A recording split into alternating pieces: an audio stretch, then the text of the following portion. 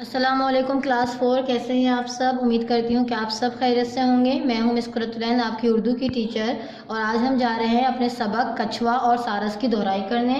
तो जल्दी से अपनी बुक निकालें और सफ़ा नंबर 15 पर आपका सबक है कछुआ और सारस। अच्छा बच्चों, इस सबक में हमने क्या पढ़ा था कि 3 दोस्त होते हैं, 2 सारस और 1 कछुआ।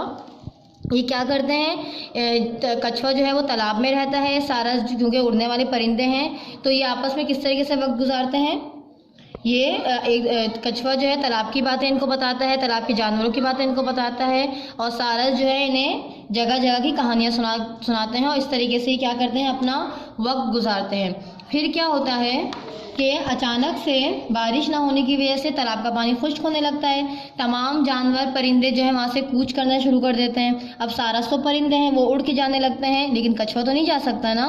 तो फिर सारस उसे किस तरीके से मदद करते हैं, वो एक मजबूत सी डंडी लाते हैं और कछुए से क्या कहते हैं कि तुम इस डंडी को पकड़ लो मजबूती के साथ, ठीक है, लेकिन अपना मुंह मत खोलना। और आप सबको पता है ना, कछुआ वैसे तो बहुत अच्छा था, लेकिन उसके अंदर एक क्या बुरी आदत थी कि वो बातें बहुत बनाता था। तो सारस ने उड़ने से पहले उन्हें कछुए को इस बात की हिदायत की कि चाहे कुछ भी हो जाए, तुमने क्या करना है, तुमने अपना मुंह नहीं खोलना, ठीक है।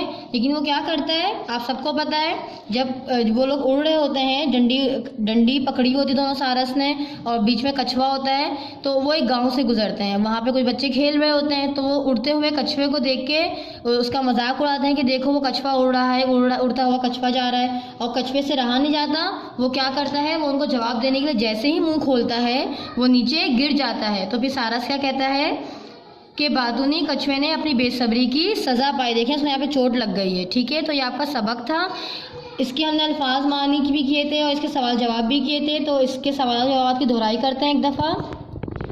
पहला सवाल है, कछुआ और सारस वक्त किस तरह गुजारते थे। तो किस तरह गुजारते थे, कछुआ जो है तालाब की बातें करता था उससे, और सारस जो है वो इधर उधर की कहानियाँ सुनाते थे, और इस तरीके से वो दोनों बहुत अच्छा अपना वक्त गुजारते थे। दूसरा सवाल है, कछुए में कौन सी बुरी आदत थी। तो अभी हमने दोहराई के दौरान भी इसको एक दफ़ा पढ़ा है कि क्या बुरी आदत थी, कि वैसे तो वो बहुत अच्छा था, लेकिन उसके अंदर एक बुरी आदत थी कि वो बातें बहुत करता था। सवाल नंबर 3 है, बारिश ना होने से क्या नुकसान हुआ, दरिया और तालाब खुश्क होने लगे, ठीक है, ये इसका जवाब है। आखिरी सवाल है, दोनों सारसों ने कछुए की किस तरह मदद की। तो किस तरह मदद की थी दोनों सारस ने, वो एक डंडी लेकर आ गए थे और कहा था कि इस डंडी को मजबूती से पकड़ लो, हम तुम्हें उड़ाकर एक बस्ती से दूसरे गांव ले जाएंगे, ठीक है। इसका जो सबसे आखिरी क्वेश्चन था वो हमने नहीं किया था, हमने इसके सिर्फ 4 सवाल ही किए थे। आपका होमवर्क ये है बच्चों कि आपने इन चारों सवालों की दोहराई करनी है, एक दफ़ा सबक को बहुत अच्छे से पढ़ना है और इन चारों सवालों को याद करना है, ठीक है। आज के लेक्चर की फ़िलहाल इतना ही। अपना बहुत ख्याल रखिएगा। अल्लाह हाफिज़।